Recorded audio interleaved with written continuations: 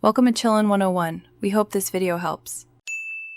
In this video, I will show how to change Audi A4 transmission fluid only way. Begin by warming the transmission briefly, then lift the car and secure it with jack stands, blocking wheels for safety.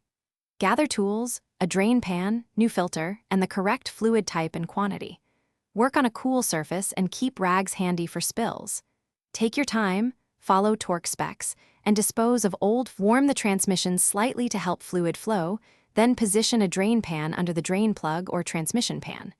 Remove the plug or pan bolts to allow the fluid to drain out fully, checking for metal particles as you go.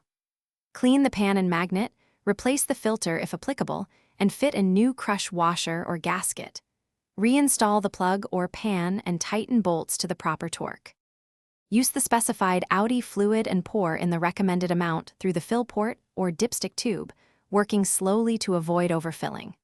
Start the engine with the parking brake on and shift through gears to circulate the fluid, then check the level at warm operating temperature and adjust as necessary. Lower the car, recheck for leaks, and perform a short drive to confirm smooth shifting and correct fluid behavior. Thanks for watching. Consider subscribing if we helped you.